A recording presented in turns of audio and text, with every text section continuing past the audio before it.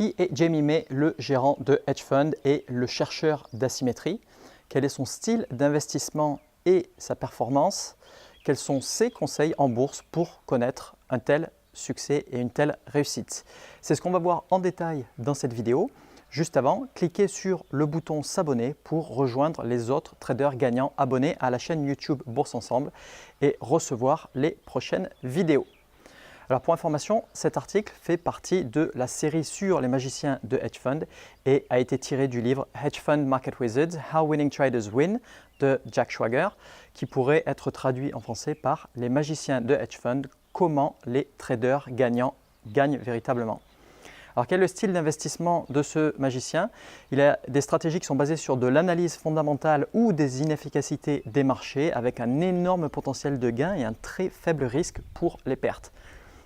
Ces marchés, ces secteurs sont principalement les options et il affiche une performance de plus 52% annuelle sur 9 ans.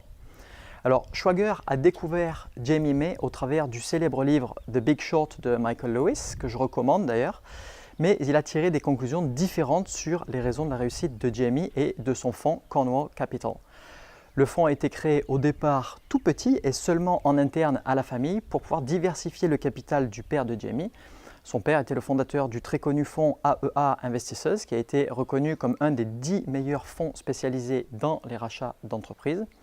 Et contrairement donc à l'histoire retranscrite par Lewis, Jamie n'avait pas abandonné ses études et avait beaucoup de capital pour pouvoir réussir. Mais cette version de l'histoire avait été communiquée pour protéger les intérêts familiaux. En 2011, Cornwall a changé sa structure pour s'ouvrir à des investisseurs extérieurs, pour avoir un capital plus conséquent et accéder à des opportunités plus importantes. Le fonds n'était néanmoins ouvert qu'à une poignée d'investisseurs expérimentés qui partageaient exactement les mêmes principes. Le but était aussi de partager des idées et être transparent plutôt que de maximiser les actifs sous gestion. Alors avec un parcours aussi atypique, Jamie a fait une faculté d'histoire pour ensuite apprendre les études et reprendre les études et obtenir une licence de comptabilité. C'est un personnage amical et ouvert pour discuter de ses stratégies de trading. Alors quels sont ses conseils en bourse? Premièrement, essayez de trouver des mauvaises évaluations de coûts dans un monde qui est théoriquement évalué correctement. Ensuite, essayez de sélectionner des trades dont les probabilités sont orientées significativement vers un résultat positif. Après, vous devez essayer d'implémenter des trades de façon asymétrique pour que votre risque soit bien inférieur à vos gains. Vous devez avoir la patience aussi d'attendre des trades pour lesquels vous avez de fortes convictions. Vous devez utiliser votre cash disponible pour ajuster votre prise de risque et n'utiliser qu'une faible partie. Les prix ne sont pas toujours normalement distribués et le prix à terme n'est pas toujours un bon prédicteur d'un prix dans le futur. La volatilité ne grandit pas toujours en proportion de la racine carrée du temps et la tendance ne peut pas toujours être ignorée dans le calcul de la volatilité. Ensuite, les corrélations actuelles des marchés ne sont pas toujours de bons prédicteurs des corrélations futures. Essayez de ne pas confondre non plus le risque avec la volatilité. Le premier dans le passé ne se voit pas vraiment dans le second. Et les fortes hausses augmentent la volatilité mais n'augmentent pas nécessairement le risque.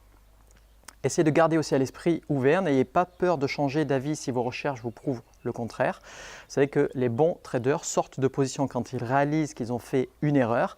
Les très bons traders sont capables d'inverser leur position quand ils réalisent que leur concept de départ est totalement faux. Alors, on verra la suite dans le prochain épisode avec Michael Platt, l'art et la science du contrôle du risque. Maintenant, c'est à vous. Que pensez-vous de Jamie Dimon, le magicien de hedge fund qui cherche les asymétries? Merci d'avoir regardé cette vidéo en entier. Cliquez sur le bouton like juste en dessous et abonnez-vous à la chaîne YouTube Bourse Ensemble pour ne pas rater les prochaines vidéos. En complément, accédez aussi gratuitement à ma formation exclusive La voie rapide en bourse vers l'indépendance financière en cliquant sur la vignette correspondante pour que je vous montre comment réellement gagner en bourse si vous êtes débutant ou si vous êtes expérimenté. Allez voir aussi la vidéo suivante qui vient d'apparaître. Je vous dis à bientôt sur la chaîne Bourse Ensemble et n'oubliez pas, faites partie des traders qui gagnent et qui s'inspirent des magiciens de hedge fund.